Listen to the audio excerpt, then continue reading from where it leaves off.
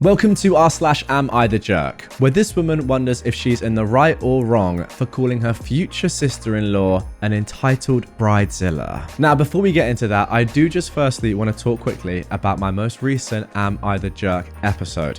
A lot of you were not very happy with my opinion on the final story. I'll put the thumbnail on screen right now, also linked to the original episode down below if you're on a podcast platform. The title was r/AmITheJerk for letting my kid drink wine. And the final story was about a mum telling her future mother-in-law not to tell her toddler that they make her sad. Now, on this one, I'm happy to hold my hands up and say that, yeah, I was wrong. My comments weren't great. Having watched them back now and analysing this a little bit more, I was kind of just focused on the wrong thing, to be honest. Whereas you guys kind of called me out, rightfully so, and said, nah, you're wrong. And fair enough. I don't think that I normally get things too horribly wrong. On this one, I probably did. I will give myself a little bit of an excuse. I was trying to record about 7 episodes in a day in preparation for going away for the next 2 weeks. So I wasn't as focused as I normally am. But yeah, nonetheless, got it wrong. You guys were right. And thanks for calling me out in the comments down below. That is the beauty of this subreddit. It is opinion-based. Sometimes I do get things wrong. Hopefully I won't get things as wrong, as drastically wrong in this episode as I did in the last. We'll see. I probably will. But nonetheless, get your comments in on this one. Yeah, I screwed up on the last one, but hey, here we go. Am I the jerk for calling my brother's fiancé an entitled Bridezilla for name dropping me during wedding planning? I am a 28-year-old woman, and my brother, JC, proposed to his girlfriend, Izzy, over the summer. The background to this whole drama is that I plan a lot of parties, and earlier this year, I planned the wedding of my boyfriend's sister and was a bridesmaid.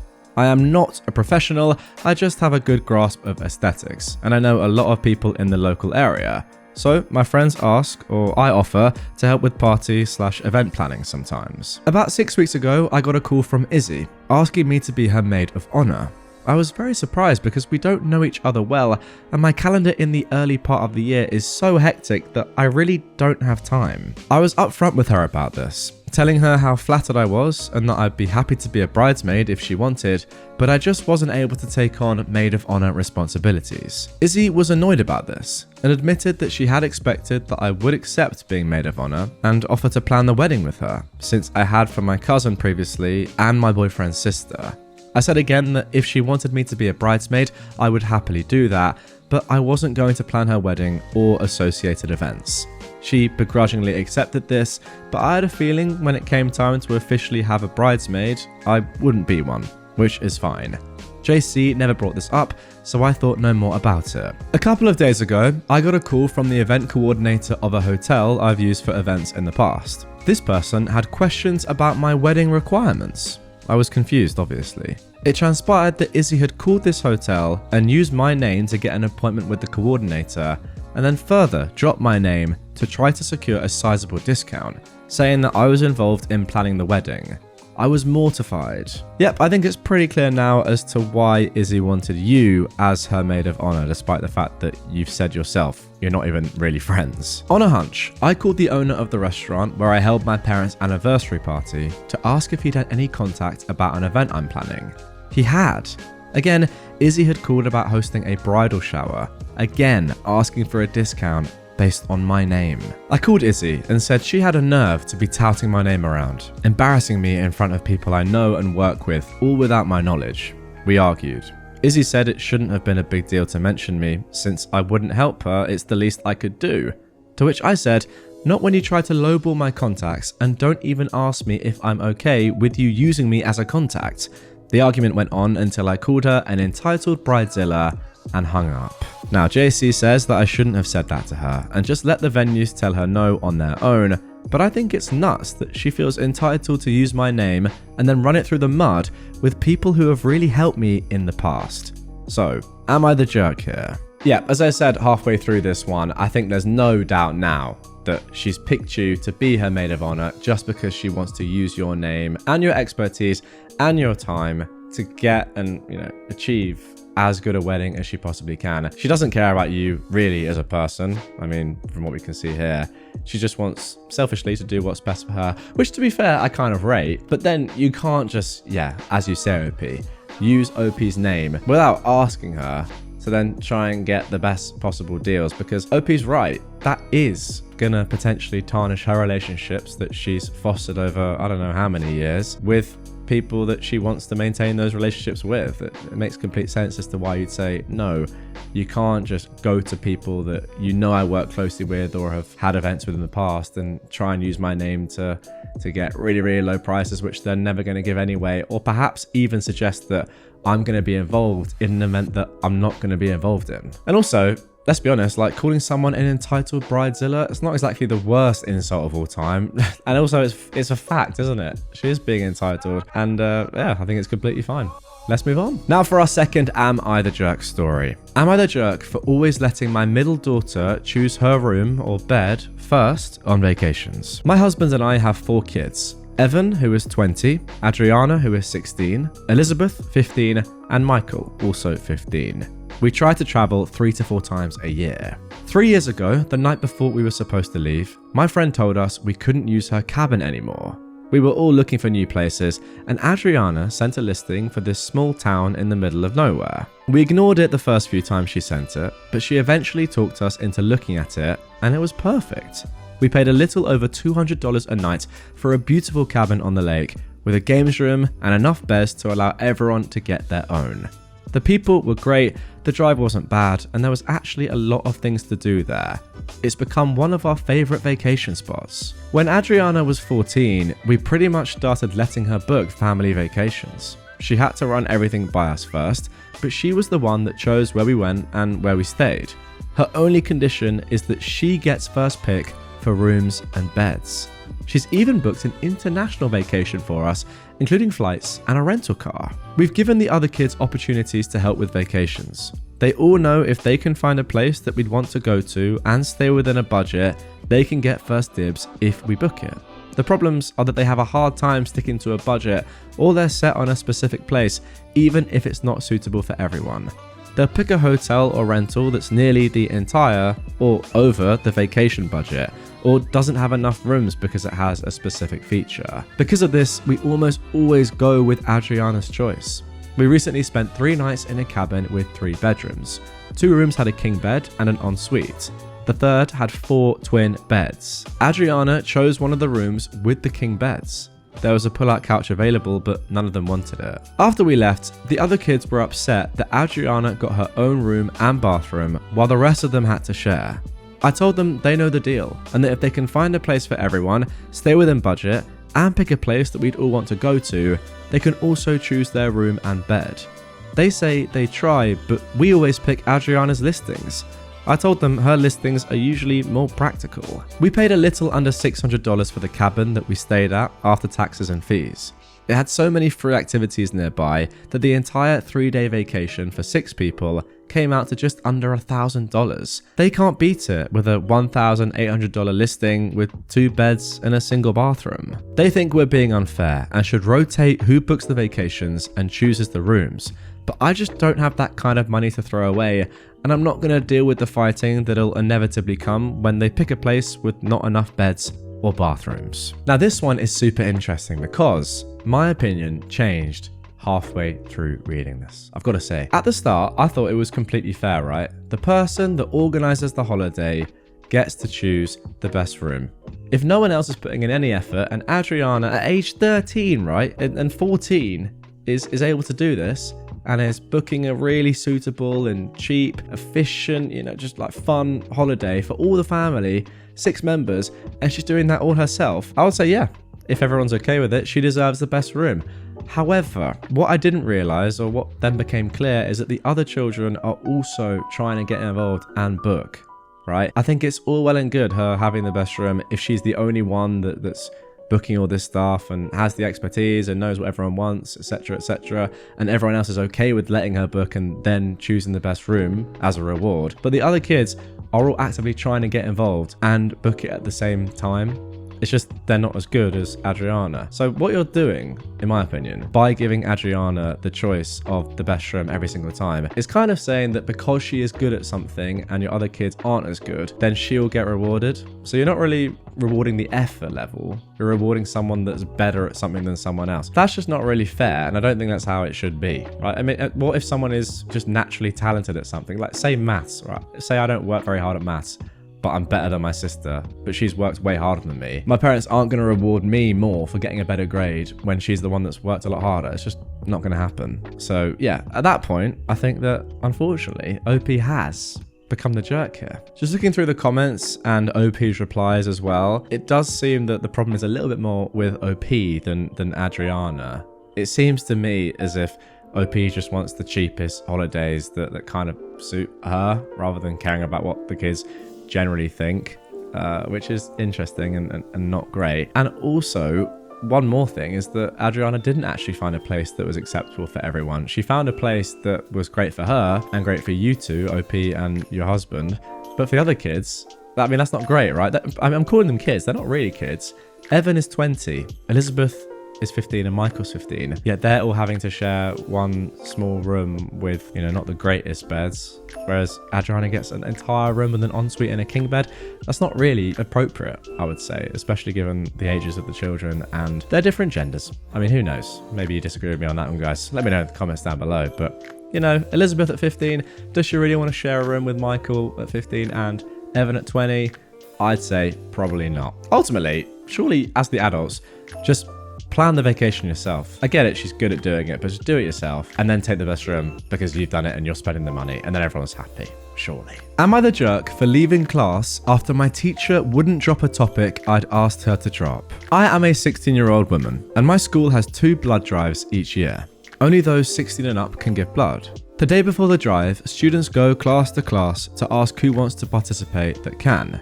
They came into my class and asked. All but 3 students raised their hands. Me and 2 others. The teacher, who is big on giving to those in need, started asking us why we didn't raise our hands. When she asked me, I told her that I wasn't allowed to and physically couldn't as I am anemic. My doctor told me not to give blood outside of a hospital.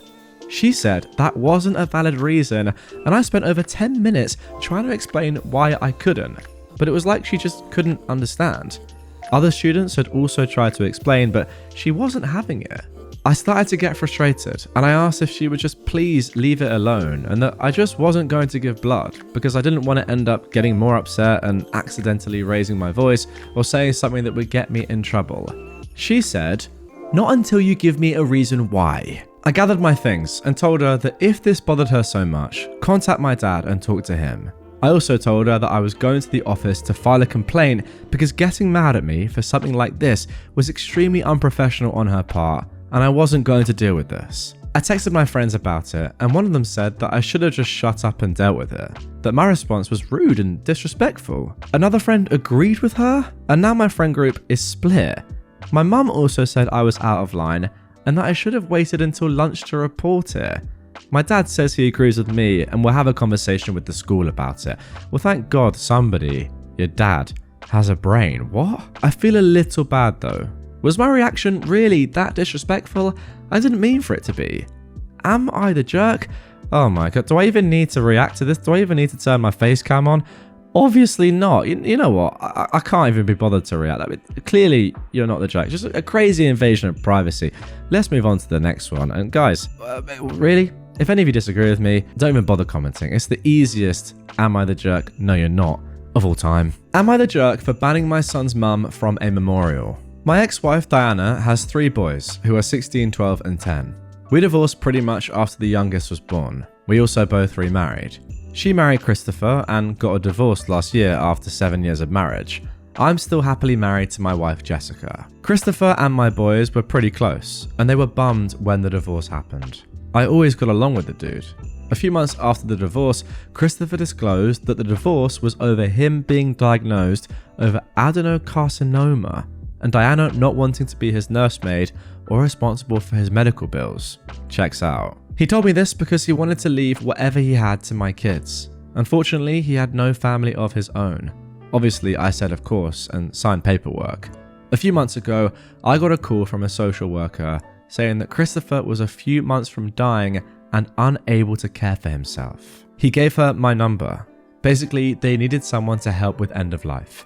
He'd made me his power of attorney. He was living in a county hospice, and my wife and I moved him into our home because he deserved to live his final days in dignity. It also taught my kids about compassion. Unfortunately, he died after 2 weeks. He He was cremated a few days ago, and me, my wife, my kids, and a few of our friends are planning to spread his ashes at the beach this weekend. Diana asked if she could attend, and I told her to kick rocks. She wanted nothing to do with him when he was dying. I'm not saying Christopher was a burden, but that's really sad that this dude had to reach out to his ex-wife's first husband like he did. It was clearly more her responsibility. I said she can't sit there and let us do all the hard work so she can come in at the end as the grieving widow. My older son thinks I should let her come, and I told him to mind his own business and mouth. I'm not going to sugarcoat your mum for you. Your mum is a witch and will be treated the same way she treated your stepdad. No, I don't think you are the jerk here at all. You might think that it's a little bit weird that you're the one making the decision, as you said. To be honest, the link from you to the man that so sadly passed away, Christopher, is so tenuous, or it's so weird that I can't even put it into words. What is it? So it was your ex-wife's ex. It's a weird link. Therefore, should you be the one making these decisions? Probably not. However, given that he gave you power of attorney and died at your house, and to be fair, sadly, I mean, I don't know if it's sad or not, but it's not ideal. It seemed as if you were the closest person to him when he died. Yeah, I think it's completely your decision as to whether you let Diana come or not, and clearly you don't like her. I think that's very fair. And if you don't want her there, I guess Christopher, in saying that you are his power of attorney, has given you the right to decide these things. Obviously, it wasn't discussed before he passed, otherwise you would have that answer. But yeah, I don't know. I think it's reasonable. Now, in saying all of that, I'm discounting the kind of reason behind the decision, because I think that is just obvious. In that if she wasn't willing to be by his side when he fought cancer, then she doesn't deserve to go to the funeral. And no one's saying that she deserves to go to the funeral. Obviously she doesn't. She abandoned her husband. The question is just whether you, OP, get to decide that or not. But I think, to be fair, I think you really do. Let me know in the comments down below though. What do you think? Am I the jerk for not paying my nephew's hospital bill? I have 4 kids. Alexis, who is 15, Lucas, 12, Ronnie, 11, and Ali, 8. Alexis has a lot of health issues. We've been in and out of the hospital for months. Something important to know is that Alexis has a PICC line, which is a big take-home IV, and is getting blood thinner injections every day, so we do have needles and vials around the house.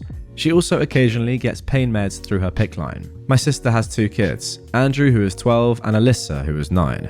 She brought them to the house to play with my kids not too long ago. Alexis had a minor procedure a couple of days before they came. I was showing my sister a video of Alexis at the house right after the procedure. She was still very high, and it was hilarious. She's fine with me showing family these videos. Andrew came into the kitchen, heard the video, and asked what it was. I said that I was just showing his mum a video of Alexis after she got some pain meds. A few hours later, the kids were grabbing a snack, and Andrew took the container with needles and vials of the blood thinner out of the pantry. He asked what it is, and I said it's Alexis's medicine. My sister and I left to take our dogs for a walk, and I wanted to get a snack out of the pantry when we came back. I noticed Alexis's medicine box was moved, so I looked at it, and one of the blood thinner vials was a lot more empty than before, and a needle/syringe was missing. My sister and I interrogated all of the kids, and we found out that Andrew gave himself a high dose of the blood thinner because he thought it was her pain meds, and he wanted to get high. Oh my goodness me, this kid is 12. What? My sister rushed Andrew to the hospital and he stayed overnight. Now she's sending me the hospital bill because I was the one that left the medicine where he could get it. I am refusing to pay because if my 11 and 12-year-old boys and 8-year-old girl know not to touch other people's medicines, her 12-year-old should be able to see a vial and syringe and not drug himself. She is now threatening to sue, and I really don't want to go the legal route with this. Am I the jerk for not paying the hospital bills? Now, the reason I'm laughing here is that it's just so dumb. First of all, like, your 12-year-old kid is completely stupid. It's kind of sad, really, that a kid would do that. He's just clearly not been educated well. Tough, but it's on you as well as a mother. Second of all, obviously, you're not going to pay the bill, OP. Like, it's just insane. Absolutely insane. This whole story was kind of crazy. Your last point is correct, though. Your kids know not to touch other people's medicines. Therefore, so should this kid. Simple as that. All right, guys, that is going to do it for this one. Let me know in the comments down below. How did I do? Did I make any shocking errors this time? In my opinions and my judgment of these 5 posts. To be honest, I hope I did, because the comments were great last time. No, but in all seriousness, comment down below. What do you think about the stories, and what do you think about my opinions? Interested to hear your thoughts. I mean, there is the reason why I like this subreddit a lot. It's because you do get that debate. These videos, these episodes do get by far the most comments out of all of my other subreddit episodes, which is why I like it. The interaction with you guys, I like going through the comments down below. But yeah, last time I got it wrong. Let me know, was I more correct this time?